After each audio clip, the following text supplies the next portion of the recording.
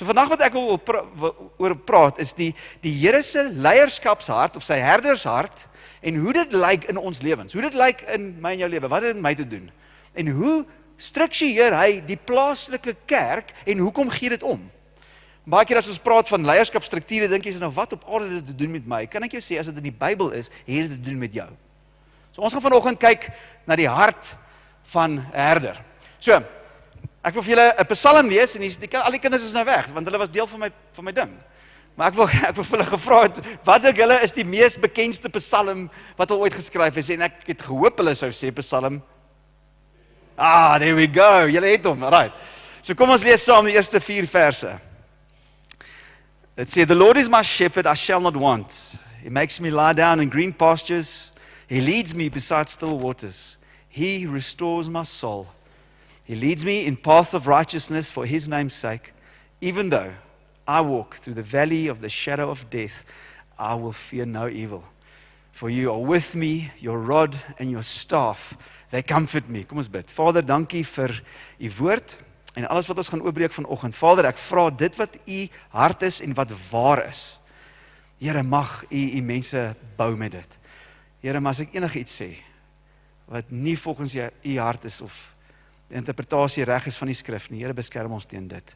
Maar werk in krag deur die waarheid. Vra ons in die naam van Jesus. Amen. Soos ek gesê het, dis 'n bekende Psalm. Ek het al begrafnisse gedoen waar die persoon nie die Here geken het nie. Dit is nogals duidelik dat die persoon nie die Here geken en gedien het nie, maar hy het aanbeveel dat Psalm 23 gelees word op sy begrafnis. En daar's 'n goeie rede vir dit. Ek bedoel, die prentjie hier is amazing. Stil waters, rustigheid, vrede, genesing, restores my soul. Almal wil dit hê. En die Psalm eindig mos met your goodness and your mercy shall follow me all the days of your life. En ons almal, yes and amen, sign me up. En dit is waar, dit is wie God is. Maar ek hoop om julle iets vinnig te wys, en ek gaan julle vinnig 'n Engelse woord leer wat ek nie ooit gebruik nie, behalwe nou. Ek moet dit lees, want ek kan dit nie eens uitspreek nie. Juxtaposition, wie weet wat dit beteken? Enige Engelse onderwysers hierso? Okay, bietjie Engels ook. Dit is 'n term wat iets beskryf wanneer twee goed as 'n paar gebruik word, maar dit voel amper of dit teenstrydig is. En ek wil vir julle 2 pare van dit uitwys in hierdie Psalm. Die eerste een is dit, shepherd en Lord.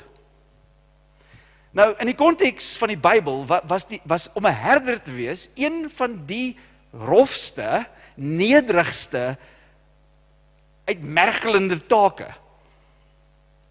Nederig. As jy nou deur die Bybel kyk, is al gereeld, hoe kan ek sê, clues dat dit nie 'n baie aangesiene taak was nie.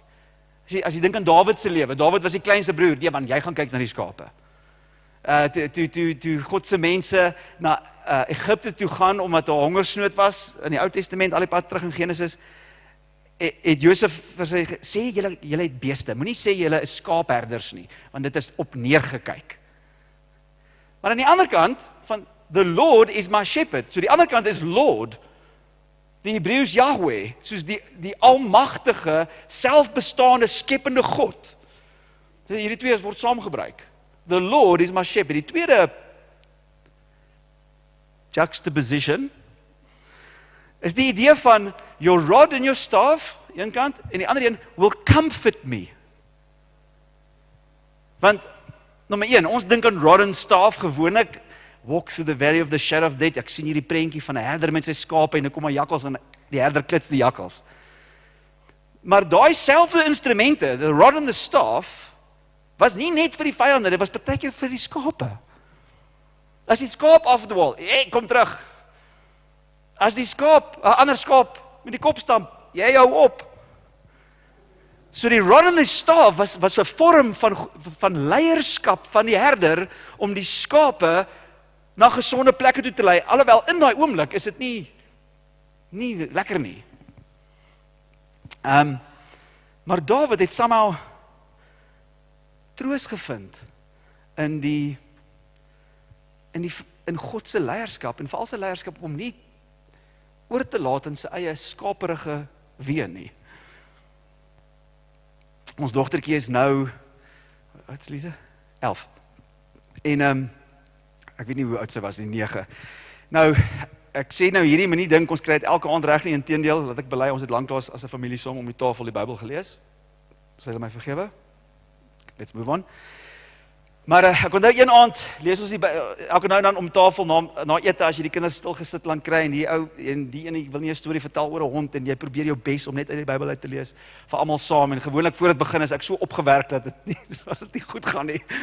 Maar ons het die een aand Bybelstudie die volgende oggend is Lise in die kombuis en sy tel die Bybel op en sy maak dit oop en sy lees 'n versie, no jokes, en sy het 'n verskriklike sterk wil, nê? Ek en Annika staan in die kombuis en ons hoor haar lees. Whoever loves discipline loves knowledge, but he who hates reproof is stupid. Dis wat die Bybel sê, né? As jy dink ek sê lelike woorde, Proverbs 12 vers 1, Spreuke 12 vers 1. Ek en Annika soos, what? Want sy sukkel so 'n bietjie met, as ons haar help, aanmaan of sy sê, mamma, is ek stupid? So sy kon toe erken in haar hart, maar wat sy kon erken is wat ons almal mee sukkel. Niemand van ons hou daarvan as ons effens reg gehelp word nie. Dis in ons vlees, ons hou nie daarvan nie. Maar sien, die Bybel beskryf God se mense as skape wat sorg nodig het, wat leierskap nodig het. En een van die baie bekende profetiese tekste van wat Jesus kom doen het, kom uit Jesaja 3 uit, en ek het dit daar, dis my derde slide, Jesaja 53 uit, wat sê, all we like sheep have gone astray, we have turned everyone to his own way. Dis wat 'n skaap doen. Nou, ons het, ek sien hierdie is Merino wêreld, maar ons het groot geword, of nee, ek het groot geword, my pa het groot geword in Steynsburg, in die Oos-Kaap, in die dorpers geboer, ek weet hierdie is Merino wêreld, maar my pa het altyd so een grappie gehad, hy het so 5 grappies op repeat gehad. En een van sy grappies was altyd, as ons so ry in die bakkie, in watter kant van die pad wil die skaap wees? Dan sê hy altyd, aan die ander kant. Ons het hierdie neiging, en Dawid vind troos in die toewyding van God, om ons nie toe te laat, en oor te laat, aan ons afdwalende maniere nie. Al beteken het, his rod, and his staff. Want hy weet, net soos ek en jy moet weet, ons het 'n sterk neiging, al weet ons die waarheid, om net ander kant van die pad wil wees. Maar ek wil vir julle wys, dat God se leiding en liefde en sorg in ons lewe, druk hy uit deur leiers, menslike leiers in ons lewe. En ek dink dit is waar ons moet leer hoe om God se sorg te ervaar. Waar ons ook die groen weivelde, stille waters, restores my soul, en jy mag vra, nou hoe kom ek by dit uit? Wel, dankie dat julle vra, ek het my notas hierso, ek gaan vir julle wys. Vir instance, kom ons kyk so 'n bietjie na die 10 die 2 mees bekendste Ou Testament leiers van God se mense. Die eerste een sal ek sê is Moses. Nou, as jy nie onthou die storie van Moses voor God hom geroep het, om God se mense te gaan lei, hy was in Egipte, en hy het groot geword as 'n Hebreëse seentjie in die Farao se huis, en hy was onder ons sien, hy slat 'n Egiptenaar dood, en hy vlug toe. En vir 40 jaar, weet jy wat doen hy? Hy kyk na sy skoonpa se skape.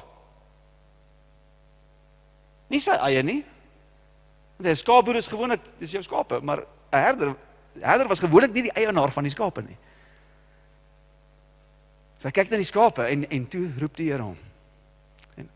Hoor gou wat sê dit in Psalm 77, as een van die psalms kyk terug op daai tyd, wanneer Moses God se mense gelei het, en dit sê, your ways was through the sea, your path through the great waters, yet your footprints were unseen. Hy praat van die Rooi See wat oopgegaan het. Dan hierso, sê die skrywer, you led your people like a flock. Van wie praat hy? Van God. Hoe het hy dit gedoen? By the hand of Moses and Aaron. Tweede prentjie is seker die lewe van Dawid. Hoor gehoop, en die storie van Dawid begin ook in Samuel met, die eerste keer wat jy vir hom lees, is hy tussen die skape. Hy's nie waar die aksie gebeur nie, hy's nie waar die profeet is nie, hy's nie waar die seuns bymekaar kom om die nuwe koning te kies nie, hy's by die skape. En hoor hierdie psalm oor Dawid se lewe. God, verwys na God, he chose David his servant and took him from the sheepfolds. From following the nursing ewes he brought him to shepherd Jacob his people, Israel his inheritance. With upright heart he shepherded them and guided them with skillful hands. Sien julle wat ek probeer sê? Daar's 2 punte wat ek gou wil maak en ek sal julle, soos ons deurgaan, wil ek vir julle wys hoe het dit, wat beteken dit in my lewe? Want dis gewoonlik wat ons doen as ons kerk toe kom. Hoe apply dit aan my? Maar vandag moet ons 'n ander vraag vra. Hoe is dit tot toepassing op ons? Maar ons gaan by ek ook kom, want ons is net so gewaair, maar eintlik moet ons leer om te sê ons in plaas van ek. Die eerste een is dit: God delegeer sy gesag.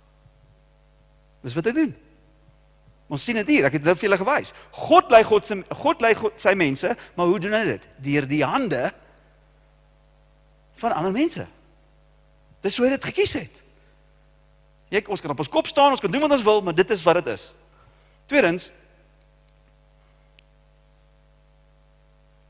God se gedelegeerde gesag en leierskap wat hy vir mense gee, is altyd om lewe te bring.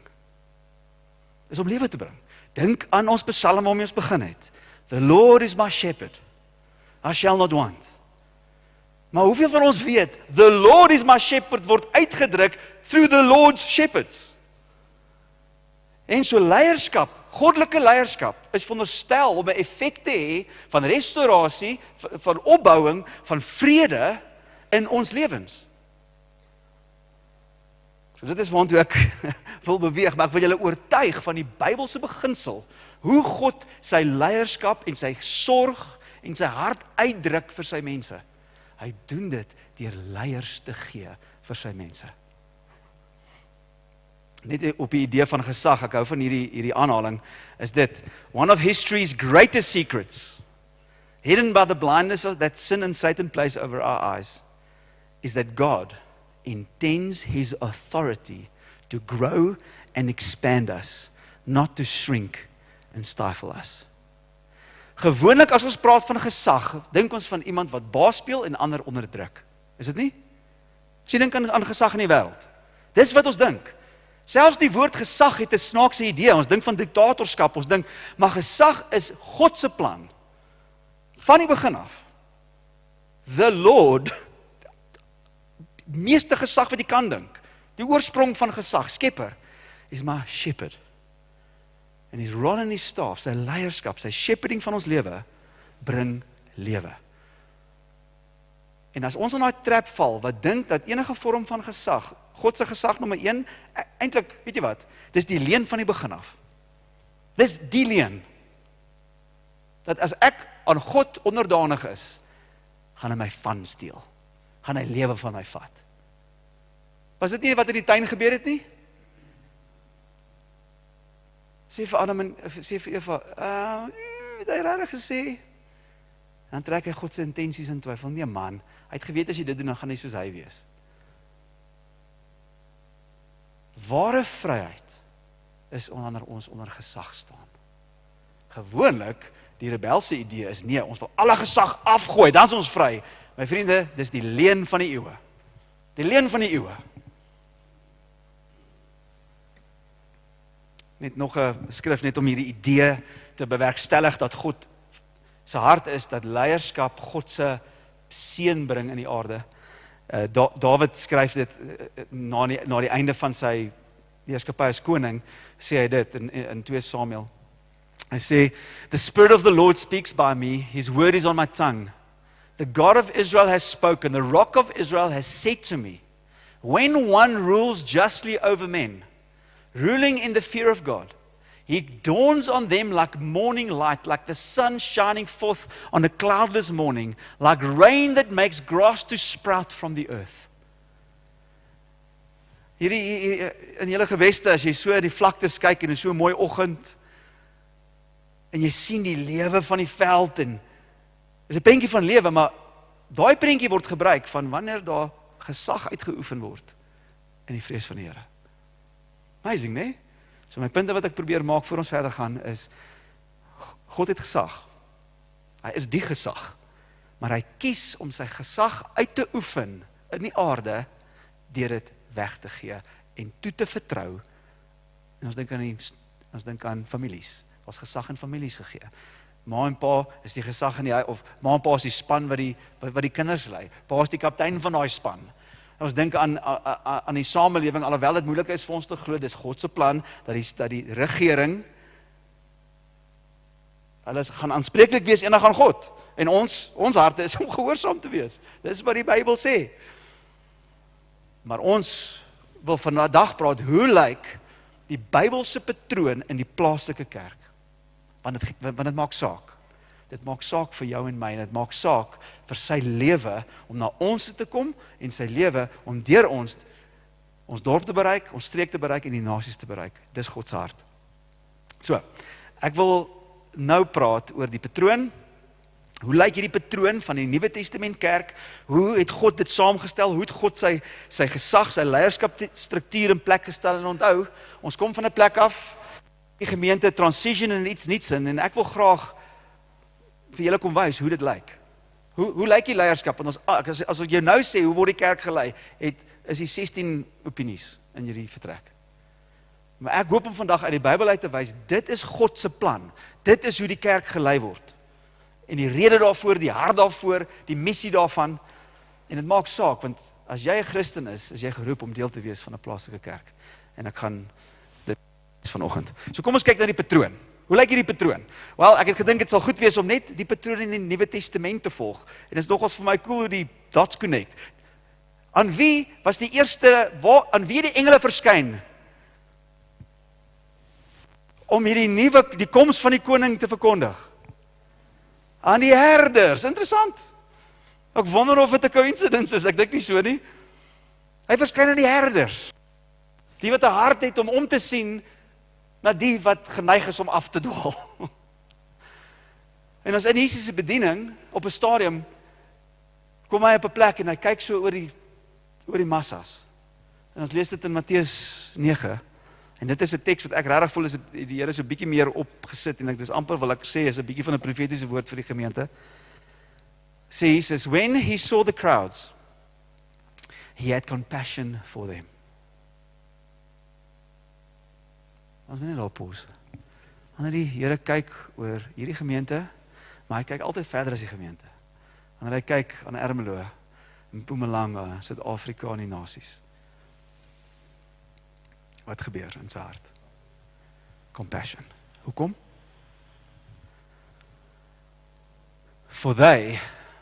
Because they were harassed and helpless, like sheep without a shepherd. Is dit, nee? Sheep without a shepherd, dis wat hy sien. Hy sien, dit wat die mense nodig het, wat die mense nodig het, is goddelike gesag en sorg. Gesag en sorg is in dieselfde pakkie. Then he said to his disciples, the harvest is plentiful, but the laborers are few. Therefore pray earnestly to the Lord of the harvest to send out laborers into his harvest. Dit is nogals amazing vir my. Dit is asof hy twee landboubeelde in een smelt. Hy sien die herder, hy sien veeboerdery en hy sien saaiboerdery en hy sit dit in een. Hy sê, want sy eerste ding was, hierdie mense het nie 'n herder nie. Maar dan sê hy, hier's 'n oes en dan moet werkers ingestuur word. So wat het die mense nodig? Werkende, sent, shepherding laborers. Om die skape te versorg en om die oes in te bring. Sien julle die patroon? So dis nou in Jesus se bediening. Ons weet ook, hy het gepraat van, hy is the good shepherd. Hy lees 'n nuwe leer en dan natuurlik Matteus 28, alle instruksies voor die kerk nou die missie moet vorentoe vat, sê hy, all authority has been given to me. Maar ook, hy is the good shepherd. So hy sê, all authority has been given to me, therefore go into to make disciples of all nations. En ek en jy lewe onder daai opdrag. Daai opdrag het nie gesluit nie. Nou as iemand met alle gesag vir jou iets sê, dan bedoel hy dit nogals. En daar's issues as jy nie vir hom luister nie. Dit is die opdrag en die opdrag staan.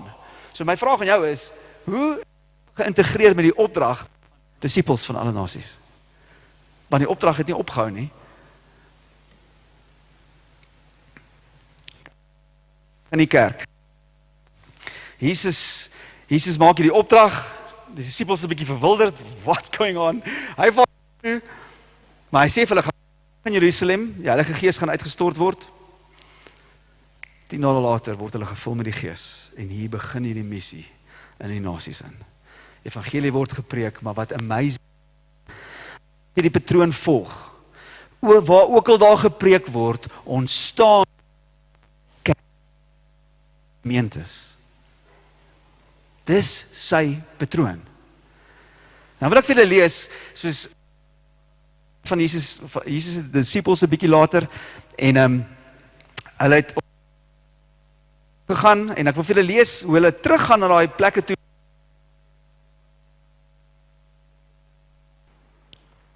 Opgelos. Okay, so ek wil asseblief om verskoning vra dat ek vanoggend op Andrei se aanbeveling gesê het, nee dankie, dit is my fout, ek is jammer. So kom ons lees, kerk het aan die gang gekom, die evangelie word gepreek, en kerke kom ontstaan, en kom ons lees in Handelinge 14, wat Paulus en Barnabas gedoen het, na die werk begin het. Ons lees in Handelinge 14 dit, hy sê, when they had preached the gospel to that city, and had many disciples, they returned to Lystra, and Iconium, and to Antioch, strengthening the souls of the disciples, encouraging them to continue in the faith, and saying that through many tribulations we must enter the kingdom of God. And when they had appointed, hier's die ding, when they had appointed elders for them in every town, appointed elders for them in every church, jammer, with prayer and fasting they committed them to the Lord in whom they had believed. Sien julle dit? Hoe die leierskap en die orde van God se gesag in hierdie gemeentes inkom. Hy sê hulle het aangestel ouderlinge in elke kerk. Net vinnig, dit was aangeneem in die Bybel, dat as jy in Jesus glo, jy deel is van 'n gemeente onder die leierskap van 'n span ouderlinge. Nou, ek het so 'n idee min of meer 10-1 in hierdie setting, waar baie van ons vandaan kom, en ons het al die woord ouderling en diaken gehoor. Dit mag wees dat ons in die verlede dit nie reg toegepas het nie, maar kan ek sê, dit is wat ons sien in die Bybel.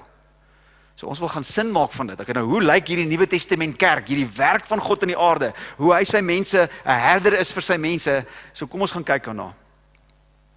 Ek wil vir julle gou wys, hoe lyk 'n snapshot van die plaaslike kerk. Hoe moet die plaaslike kerk haarself rangskik, of hoe lyk die leierskapstruktuur wat God in gedagte het?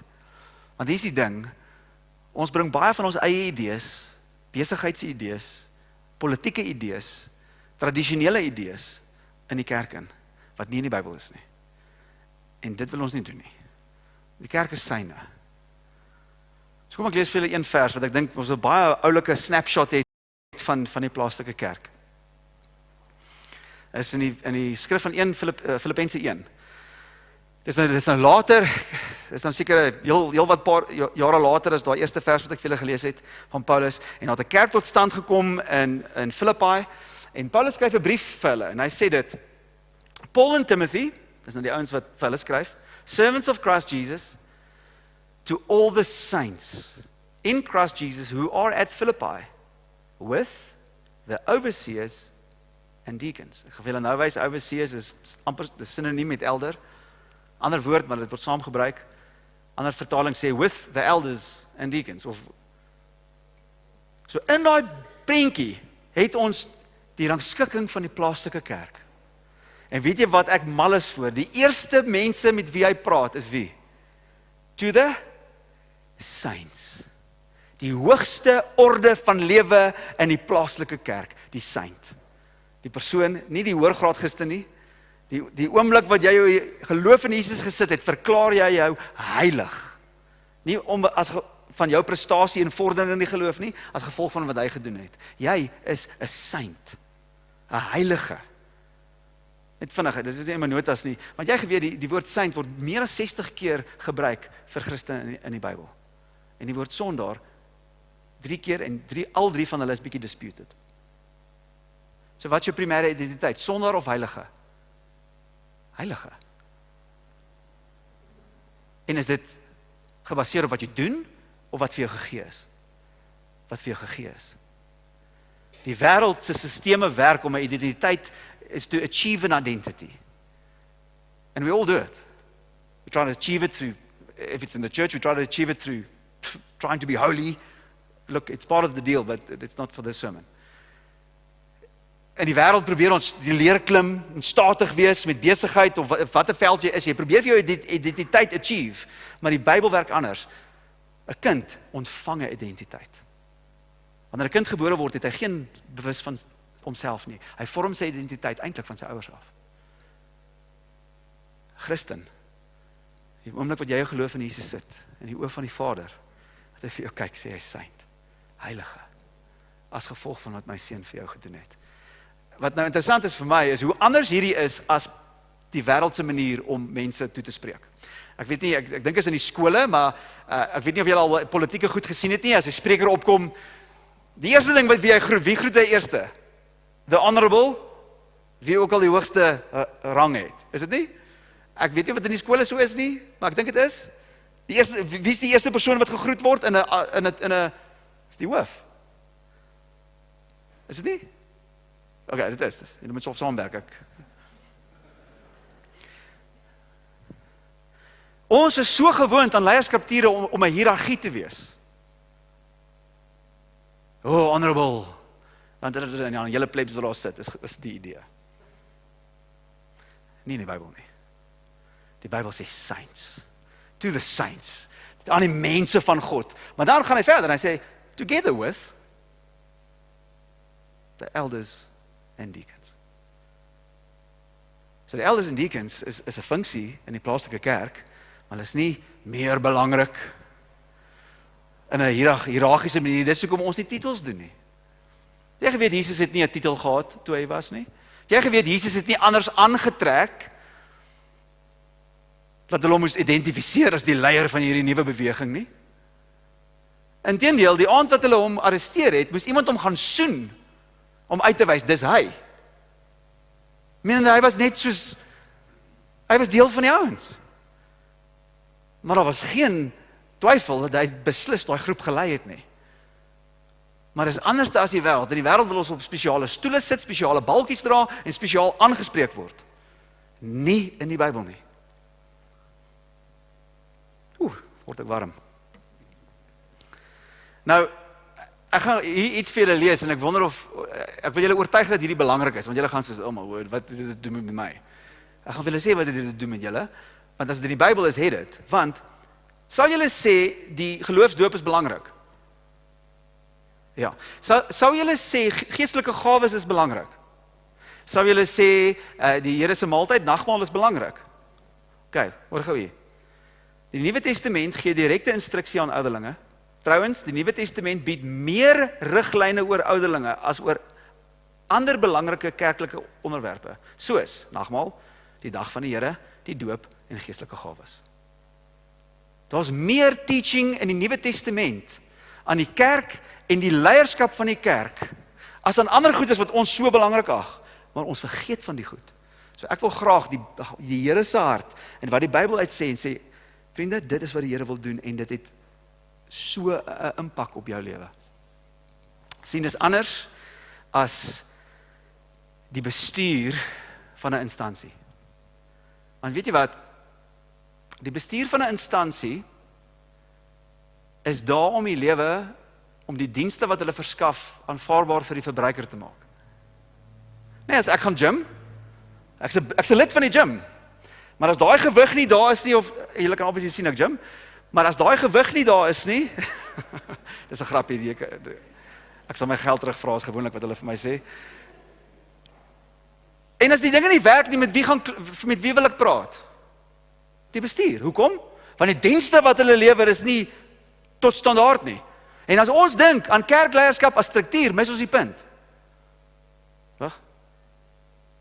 Ja, as ons dink aan kerkleierskap as die bestuur, net die bestuur, om vir my diens te lewer, sodat ek het my gym, ek het my skool, ek het my apteek, en ek het my kerk, dis anders. En ek gaan vir julle nou wys hoe is dit. So die vraag dan is wat is die verantwoordelikheid van die leiers wat God in 'n kerk oprig en instel? Eerstens, ek gaan 'n klein bietjie vir julle, ek kan nie Grieks lees nie, maar ek kan Engels en Afrikaans lees, en baie van die ouens wat ek lees, wat Engels en Afrikaans skryf, kan Grieks lees. So net, ek probeer nie slim klink nie. Die woord elder, of ouderling, is van die woord presbyteros, die Griekse woord, en dit praat van die amp wat jy inneem. Die funksie wat jy het om te verrig, en dit kom van die Ou Testament af, waar die stede in die Ou Testament sou leiers gehad het in die gemeenskap, wat by die hekpoorte gesit het, en wat sou gehelp het om dispute te beoordeel, en hulle sou gesag gehad het om te sê, wat mag in die stad gebeur? Mag hierdie ouens in die stad inkom, mag hierdie handel gebeur, so dit kom van daai idee af. Dan, die ander woord wat gebruik word vir dieselfde persoon in die plaaslike kerk, is die woord pomein, wat ons die woord pastoor of shepherd vandaan kry. Maar die woord word gewoonlik gebruik in die werkwoord, die taak. So nou sien ons, okay, cool, hier is die amp wat in die kerk is, en wat is sy taak? Wat is die taak van hierdie leier? Wel, die taak van hierdie leier, soos ons hier sien, is om 'n herder, is 'n geestelike werk te doen, is om as 'n herder op te tree vir die mense van God, om 'n rentmeester te wees vir God se herdershart vir sy mense. En dan die laaste woord is episkopos. Jy gaan nie toets skryf nie, relax. En dit is die woord wat ons vertaal overseer. Die idee daar is iemand wat die groot prentjie sien. Iemand wat swaalf 'n view het oor die geheel. En wat interessant is, in die Nuwe Testament word daai 3 woorde van dieselfde persoon gebruik. So, wat ons nie sê nie, het jy overseers, het jy pastors, het jy dit. Al wat ons in die Bybel sien is elders. Maar die elders het hierdie verskillende woorde attached aan hulle. Hulle is shepherds en hulle is overseers. Maar hulle word nie elders genoem nie, dis net hulle funksie, dis nie 'n titel nie, dis 'n funksie. Die ander interessante ding van hierdie woord in die Bybel, is dat dit altyd in die meervoud is. Dit is altyd in die meervoud. Wanneer hulle van die leierskap van 'n kerk praat, is dit altyd in die meervoud. The elders, plural. So 'n idee van 'n one-man show kerk is nie in die Bybel nie. Kom ons kyk gou deur, ek gaan net gou shorthand sê wat ons leer is, wat is die funksie van hierdie span, wat herders is, nie belangriker as die mense nie bo die mense nie, onder die mense nie, definitief as 'n voorbeeld voor die mense. Dit werk dit in Engels, so bear with me. They're responsible for the direction, the discipline and the doctrine of the local church. Waartoe gaan ons? Wat is nou belangrik? Wat moet ons aanpak? Waartoe gaan ons? Wie se verantwoordelikheid is? Die elders. Discipline, en die idee van wat laat ons toe hier? Wat preek ons? Wat se doktrines laat ons toe? Wat se standaarde hou ons vir die gelowiges? Wie is dit? Die elders. En die dissipline doktrine is baie saam. Onthou jy wat Jesus vir Petrus gesê het? Feed my sheep. Leer hulle. They're responsible to gather God's people, to guard God's people and to guide God's people. So kom ons kyk na 2 skrifte dat julle nie dink ek maak hierdie goed op nie. Kom ons kyk in Handelinge 20. Dis 'n stadium waar Paulus hy's op pad Jerusalem toe en daar's 'n kerk wat hy baie betrokke mee was op 'n stadium en hy gaan besoek hulle of hy roep die ouderlinge van daai gemeente om na hom toe te kom. Hoor gou wat hy vir hulle sê. Hy sê, therefore I testify to you this day that I'm innocent of the blood of all, for I did not shrink from declaring to you the whole counsel of God. Menende sy bediening in daai streek wat die kerk tot stand gebring het. Pay careful attention to yourselves, onthou die konteks hier, hy praat met die ouderlinge. Pay careful attention to yourselves and to all the flock, in which the Holy Spirit has made you overseers. Net gou vinnig, ek wil net om my punt te maak. Wie moet na 'n flock kyk? 'n herder, 'n shepherd. Maar dan sê hy, over which the Holy Spirit has made you overseers. Sien julle my punt? Dis dieselfde persoon. En hy roep die elders, en hy gebruik hierdie terme vir dieselfde persoon. Pay careful attention to yourselves and to the flock in which the Holy Spirit has made you overseers. Wie het hulle aangestel in hierdie teks as die leiers? The Holy Spirit. Wie het in my vorige teks hulle aangestel? Toe Paulus en Barnabas, gee ek die antwoord. Toe Paulus en Barnabas so tussen die gemeentes beweeg het, volgens daai teks wie het hulle aangestel? Ek het die antwoord gegee. Paulus en Barnabas. Soos hierdie samewerking deur mense en die Heilige Gees, om te erken, wie is die ouderlinge wat hierdie verantwoordelikheid op hulle, wat die verantwoordelikheid moet ontvang van God af, nie op hulle self neem nie, ontvang van God af. Has made you overseers to care for the church of God, which he has obtained with his own blood. Wow, kom ons dit gou daar. Imagine jy cash alles in wat jy het. Ek weet ek wag, dit werk nie, want ek weet nie hoe gaan jy lewe nie, maar kom ons sê, het is 'n bietjie kos vir 'n paar jaar en 'n plek om te bly, maar jy cash alles in wat jy het, jy koop 'n eiendom of iets baie kosbaars. Nou stel jy iemand aan en sê, asseblief sorg vir dit. Dis wat hy sê. Hy praat met hulle en sê, care for the church of God, which he obtained. Hoe het hy hom gekoop? With his own blood. Ek sal dit nie so gedoen het nie, maar ek is nie Jesus nie. Jesus het gekies om dit so te doen. Hy het sy mense gekoop, hy het hulle hierdie patroon gegee van om in community te lewe, en hy sê vir die elders, die Heilige Gees maak julle nou herders, overseers in hierdie gemeente. Maar onthou, dis myne, en ek het dit gekoop in my eie lewe. Sien julle die verantwoordelikheid? Sien jy hoe kosbaar, maar in dieselfde sin, dis so kosbaar, hy sal dit mos nie wil skade doen nie. Hy sal mos nie 'n plan maak wat skade wil doen aan dit wat hy gekoop het nie. So die plan om mense in te stel, is sy plan om goed te wees vir dit wat hy gekoop het. Sien julle dit? I know that after my departure, fierce wolves will come in among you. Leiers met hulle eie idees, selfsugtig, vals leer. Not sparing the flock, mense wat vir hulle self breek, en 'n bediening is, en leierskapsposisies wil hê, is eintlik net self. En toe sê dit, een van die meest skerigste goed is, and from your own selves will arise men speaking twisted things, drawing away the disciples after them. By the way, ek wil nie op die dag van oordeel wees. Wel, ek gaan nou wees, maar wanneer hierdie aangespreek word nie, want dit het toe gebeur, as jy later in die Bybel lees, daar was toe men speaking twisted things. Ek dink Jesus het iets te sê daaroor op die finale dag. Ek dink so. So, wat is eldership? Wat is die taak van hierdie span wat hy in plek stel? Wel, dit is om 'n rentmeester te wees vir God, om te sien en te lei en God se leierskap uit te beeld en te gee vir God se mense. En kan ek sê, dis nie om God se mense gemaklik te hou nie. Dis wat die bestuur van my gym probeer doen. Hulle gee nie om of ek kom of nie, solank ek net betaal.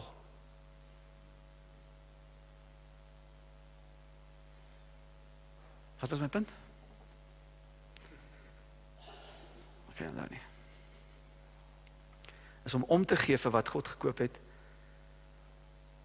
Is om te weet dat ouderlinge hulle leierskap uitoefen. My punt is dit, is nie om jou gemaklik te hou nie. Dis om jou aan die gang te hou en aan beweeg te hou na groen weivelde toe. Maar guess what? Skape weet nie altyd waar die groen weivelde is nie. Therefore, the rod and the staff. Partykeer kan 'n aanmaning, effense in jou oor fluister, moet ek lief vir jou, maar hierdie waarom jy in die gang is, moet stop. Wat is dit nou? Gewoonlik, deesdae is, don't judge me. Is dit nie? As dit so dun vel ontwikkel, ons kan geen aanmaning en inspraak van enigiemand vat nie. Ons is armer vir dit. God se plan is om ons na groen weivelde te lei, waar daar lewe is, ons herstel word, en hoe doen hy dit? deur leiers wat hy oprig in die plaaslike kerk. Eldership places us under care, not control. Dis 'n familiewoord. En in 1 Timoteus, wanneer hy praat van die kwalifikasies van 'n ouderling, praat hy van hoe 'n ouderling moet sy eie huishouding kan bestuur. Nou, jy bestuur nie huis, wel, jy doen in die agtergrond, mamma en pappa met budgets en alles, maar jy weet met die kinders, dis om liefde te kweek, is om gesonde ritmes en orde te kweek vir vryheid en lewe en gesin, en jy sê die beste vir jou kinders in gedagte. So die taak is dit. Dis hoe die leierskap lyk. Dis nie autokratiese, dis dienende met gesag leierskap om lewe te koester. Okay, kom ons kyk na 'n ander skrif, Petrus. Okay, nee, ek gaan nie dit. Okay, ek gaan Petrus lees, maar so Petrus skryf 'n brief aan 'n gemeente. En aan die einde sê hy dit, so I exhort the elders among you. So nou, hy praat met die gemeente, en nou op 'n stadium het hy 'n woord vir hierdie span ouens wat aangestel is. Hy sê, to the elders among you, as a fellow elder, and a witness of the sufferings of Christ, as well as a partaker in the glory that's going to be revealed, shepherd the flock of God that is among you, exercising oversight, not under compulsion, but willingly, as God would have you, not for shameful gain, but eagerly, not domineering over those in your charge, but as an example to the flock. And hoor hierdie, and when the chief shepherd appears, you will receive the unfading crown of glory. Amazing, hè? Dis die opdrag. Dis die opdrag. Dit is 'n funksie wat 'n roeping is, dis nie net 'n werk nie, dis nie 'n handlanger nie. 'n Verhuurling nie, sorry, 'n huurling, dink ek sê die woord. Die ware herder veg die goeters. 'n huurling, sodra dit moeilik raak, hardloop weg. En onder die oë van die ware shepherd. Daar's nie 'n hiërargie in die liggaam van Christus nie, maar tog is daar aangestelde leiers. So, ek wil net vinnig hierdie punt maak. Tot dusver toe mag jy dink, Jesusie, wat maak dit saak? As jy nou besig om hare te kloof, jy weet wat maak dit saak? Kan ek sê, vriende, aan wie behoort die kerk? Aan Jesus. Dink jy dit gee om hoe ons die kerk uitbou? En as daar so baie is oor hierdie, dink jy nie dit gee om nie? Die ander beeld vir die kerk in die Nuwe Testament is dit van 'n tempel, is dit nie? Die Nuwe Testament skrywers gebruik die kerk as 'n tempel. Nou, as ek wil julle al die pad terugvat na Eksodus toe. Jy lees in 2 hoofstukke van die skepping van die aarde. Genesis 1, 2. Dan kom jy in Eksodus, dan lees jy omtrent 20 hoofstukke van die bou van die tabernakel. En later weer aan die bou van die tempel. Detail op detail, en op 'n stadium sê God vir Moses, wag, kom ek lees dit? Exodus 25 sê, and let them make the sanctuary, that I may dwell in their midst, exactly as I show you, concerning the pattern of the tabernacle. And of all that is, so die punt is, Moses, ek het nou hierdie planne gegee, moenie nou net maak soos jy dink nie. Bou dit volgens wat ek jou gewys het. Nou kom ons in die Nuwe Testament en ons maak dit net op. Die politiek struktureer die ding so, kom ons doen dit so. Tradisionele kerk doen dit so, kom ons moet terugkom by die woord. Dis hoe dit lyk. En wat amazing is, in die Ou Testament, wanneer daai konstruksie klaar was, wat het gebeur? Die teenwoordigheid van God. Wat is my punt? Wanneer ons leer om in hierdie Nuwe Testament model te loop, kan ons die salwing, die krag van God, die teenwoordigheid van God in 'n manier tussen ons vind. So kom ons sluit af met die, wat moet ons hartreaksie wees teenoor dit? Hoe moet ons dink hieroor? Jy praat nou nuwe goeders hierso. Hoe dink ons nou oor hierdie saak? Wel, die Bybel het so 1 of 2 punte vir ons. Kom ons kyk eers Tessalonisense 5. Paulus skryf aan 'n kerk, weer eens, hy neem aan daar's ouderlinge. Hy sê, we ask you brothers to respect those who labor among you. Weer eens, dis nie 'n posisie nie, wat 'n balkie dra, 'n titel nie, dis 'n werk. Respect those who labor among you and who are over you in the Lord and admonish you. And to esteem them very highly in love because of their work. Be at peace with one another. Hulle is oor ons, nie soos 'n baas nie, maar soos wapenrusting. Admonish you, waarsku jou. Net 'n vinnige punt. In die boek van Korintiërs is daar 'n gebeur waar 'n persoon in die gemeente nonsens aanjaag. Soos willesonde. Ek dink hy het 'n seksuele verhouding met sy pa se nuwe vrou. En hulle doen niks, niemand doen niets omtrent nie. En dinge lewe gaan aan in die gemeente. En Paulus skryf en sê, "What? Is julle crazy? Julle moet hierdie aanspreek. Dit kan nie so wees in die huis van dit kan nie so wees nie." En dan sê hy, die ou moet vermaan word en dan op 'n stadium moet daar 'n besluit geneem word om hom uit die gemeente te sit. En weet jy wat is die taal wat hy gebruik? Hand him over to Satan. So wat sê dit vir my? Sê wanneer ons in 'n gesonde verhouding met ons leiers in 'n gemeente is daar 'n beskerming vir ons, maar hier's die ding. Soveel van ons hand onsself over to Satan. Dus ons kan nie omgee vir die gathering van die gelowiges nie, kan nie omgee vir wat leiers sê nie. Ons hou onsself eenkant, daar's nie 'n inskakeling nie. Dit is so teen die Here se ontwerp. Admonish you, wat jou lei, ek wil die vraag vra, is jy naby genoeg aan mense wat die trompet kan blaas en jou waarsku? Is jy naby genoeg in verhouding aan mense wat 'n sig het op jou lewe? Of is jy so far removed, so persoonlik dat niemand kan iets weet van jou lewe nie? Vriende, dis nie God se plan nie. Laaste skrif en dan sal ons gaan. Onthou, ons is besig, hoe moet ons harte reageer teen die leiers wat God in stand sit? En ons is in 'n proses om saam met ander hulle te werk, om te sien, wie wys die Here uit om hierdie taak te verrig? En onthou nou, in die ou dae het ons die dominee gehad, en die ouderlinge, wat apart is. Daar is nie so iets in die Bybel nie. Daar is bloot 'n ouderlingspan. Daar is wel 'n leier van daai span. So as mense my vra wat ek doen, dan sê ek wel, ek lei die span wat die kerk lei. Maar ek is een van die ouderlinge. Dit is die patroon in die Bybel. Maar wat gebeur is, ons het die een ou, hy is die geestelike ou, en dan wat die mense dink, dat ons hierdie raad elders, en hulle moet net seker maak, hy is in lyn. Dit is nonsens. En die idee is, hy moet al die geestelike werk doen. Dit is nie waar nie. Dit is die span ouderlinge, maar dit gaan verder as dit. Dit is nie net die ouderlinge, dit is die hele gemeente, wat mekaar moet one another. Dink aan, as iemand is siek, wat doen ons? Het die dominee gaan besoek? Wat? Het jy gaan besoek? Het jy gaan besoek? Het jy gaan omgee? Het jy kos gebring? Of jy sien iets in iemand se lewe en daar's 'n verhouding, hey, so en so jaag aan. Wait a second, Matteus 18 sê vir my, if your brother sins, you go show him his fault. Maar ons het hierdie verbruikersmentaliteit ontwikkel, dat die een ou moet die werk doen. Nee, die ouderlingspan is om te shepherd en almal toe te rus om die werk van God te doen en mekaar te one another. Die Bybel is vol one another opdragte, love one another, bear with one another. Weet jy die konteks van dit? Nie, of course is ons lief vir ons naaste, maar wanneer die skrywers dit geskryf het, met wie praat hy? Die kerk.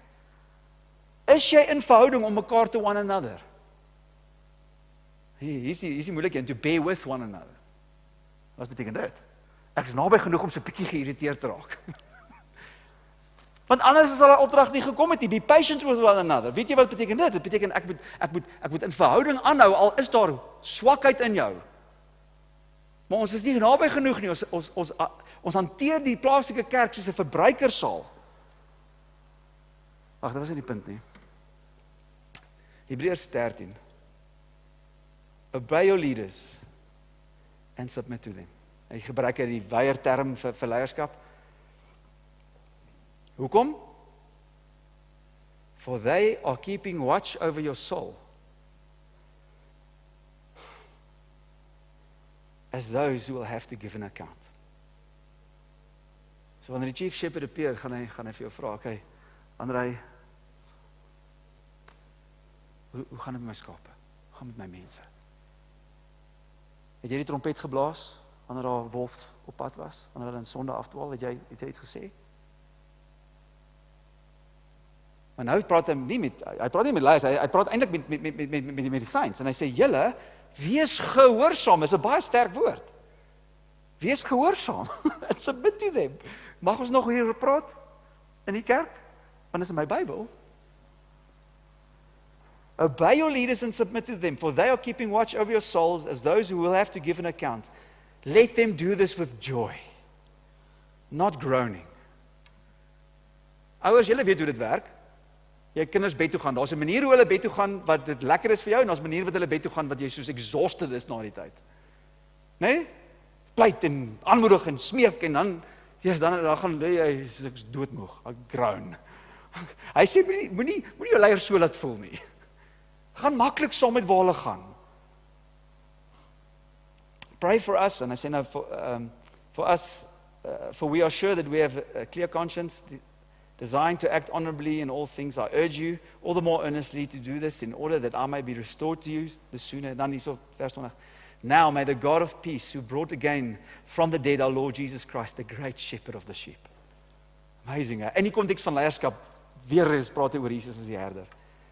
By the blood of the eternal covenant, equip you with everything good, that you may do this, working in us, which is pleasing in his sight, through Jesus Christ, to whom we glory forever and ever. Wat sê ek vandag vir julle? Die Here het 'n plan vir hierdie gemeente. Hy kyk oor hierdie streek. Hy kyk en hy sê, ek het compassion. Die werk van God moet aanhou. Hoe gaan dit aanhou? Vir 'n kerk om homself te rangskik volgens wat die Bybel sê. Hoekom? Vir my eer, vir die versorging, vir die groei van my mense en vir die bereik van die nasies. So ons is baie bemoedig met wat die Here doen, en ons is so bevoorreg dat ons kan deel wees en inspraak gee. Onthou, ons is genooi. Ek het geen claim op enigiets hier nie. Die NCMI, die span wat die kerk nou stadig aan mee begin verhoudings bou, besit niks. En die eerste teks wat ek julle gelees het, Paul en Barnabas, Paul en Timothy, praat in die kerk. So wie is Paul en Timothy? Hulle is nie deel van daai kerk nie. Hulle was op 'n apostolic span wat in verhouding in daai kerk ingepraat het. En in 'n manier verrig ek daai funksie vandag. Ek is nie deel van hierdie kerk nie, maar ek kom en moedig julle aan om gesond te wees en in 'n verhouding te staan en reg te bou vir die toekoms wat die Here vir julle het. En kan ek sê, vir jou om jou goddelike potensiaal te bereik, moet jy in 'n toegewyde commitment en verhouding in 'n plaaslike kerk staan. So bid vir die verander in die leiers, en ons vertrou om wanneer die Here wys in 'n tyd 'n oomblik te hê waar ons ouderlinge instel, hande op hulle lê en instel, soos die Bybelse patroon vir die voortbeweging van sy koninkryk. Kom ons bid.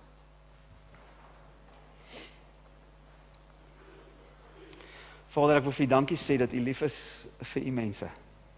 Ek wil vir U dankie sê dat U 'n plan het met hierdie gemeente en met elke individu in hierdie gemeente.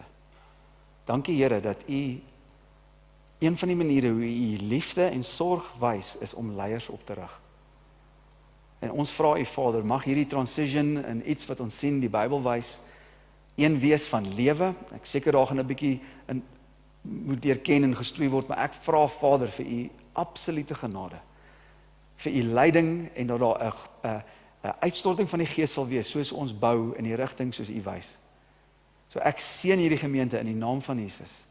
Ek commit hulle aan die woord van genade, ek commit hulle aan U Here. Net soos Paulus daar gesê het, we commit them to God's grace. Here, mag al die planne, al die drome vir elke individu en hierdie kerk tesame en haar toekoms, omdat U compassion het vir die nasies, compassion het vir Ermelo en vir die streke, werk U met hierdie kerk. Ek vra U Vader, beskerm haar rug op vir U glorie. Amen. Amen, vriende.